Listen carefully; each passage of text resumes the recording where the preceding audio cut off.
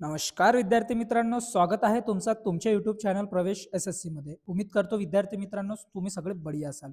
तुमच्यासाठी अतिशय महत्त्वाचा व्हिडिओ आज घेऊन आलेला आहे विद्यार्थी मित्रांनो।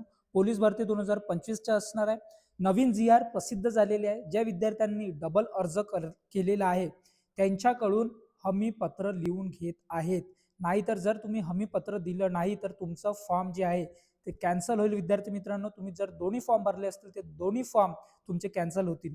हा व्हिडिओ ज्यांनी डबल अर्ज केलेला आहे त्या विद्यार्थ्यांसाठी अतिशय महत्त्वाचा असणार आहे। ज्या विद्यार्थ्यांनी तुमच्या फ्रेंड सर्कल मध्ये कोणी डबल अर्ज केलेला आहे त्या विद्यार्थ्यांपर्यंत हा व्हिडिओ जास्तीत जास्त शेअर करा, नाहीतर ते पोलीस भरतीतून ह्यावेळेस वंचित होणार विद्यार्थी मित्रांनो। त्यांच्या फॉर्म जे आहे ते कॅन्सल होईल।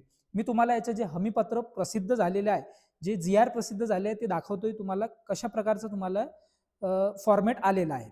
यामध्ये तुम्ही बघू शकता 9/1/2026 ला हे प्रसिद्ध झालेले आहे।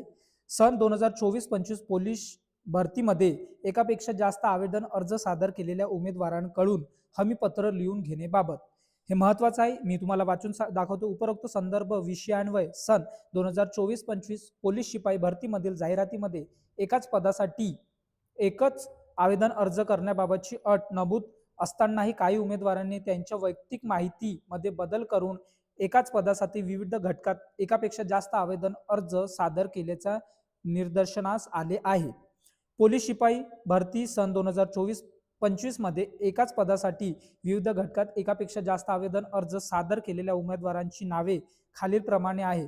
प्रभारी अधिकारी नियंत्रण कक्ष धुळे यांनी यादीतील नमूद उमेदवारांना त्यांच्या भ्रमणध्वनी क्रमांकावर संपर्क साधून त्यांना दिनांक 12/1/2026 रोजी सकाळी 10 वाजता पोलीस अधीक्षक कार्यालय धुळे येथे हमीपत्र भरून घेणे कामी खाली नमूद उमेदवार यांना नमूद केलेल्या कागदपत्रासह उमेदवारांचे स्वतःचे मूळ आधार कार्ड व त्यांची छायांकित प्रत, ऑनलाईन आवेदन अर्ज भरल्याची पावती सह हजर राहण्याची समज द्यावी। तसेच हे उमेदवार हमीपत्र भरून देणार नाही त्यांचे सर्व आवेदन अर्ज बाद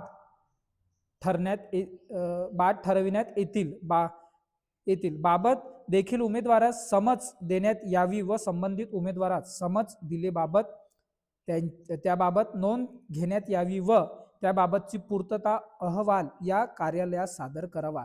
इथे विद्यार्थी मित्रांनो तुमचे नाव दिलेले आहेत, काही विद्यार्थ्यांचे इथेचे ब्लर केलेला आहे, पण हा जो पत्र आहे तो आता धुळे मधून प्रसिद्ध झालेला आहे। अशाच प्रकारे प्रत्येक जिल्ह्यांमध्ये सुद्धा अशा प्रकारचं पत्र तुम्हाला पाहायला भेटणार आहे। जर ज्या विद्यार्थ्यांनी डबल अर्ज केलेला आहे तर विद्यार्थी मित्रांनो तुम्ही तयार राहा।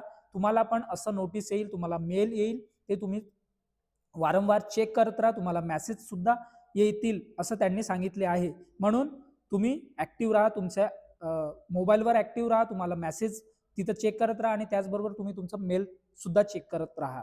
हे विद्यार्थी मित्रांनो धुळे मधून प्रसिद्ध झालेला आहे, त्याच प्रकारे सर्व जिल्ह्यात तुम्हाला पाहायला भेटणार। हे अतिशय महत्त्वाचा व्हिडिओ तुमच्यासाठी आहे।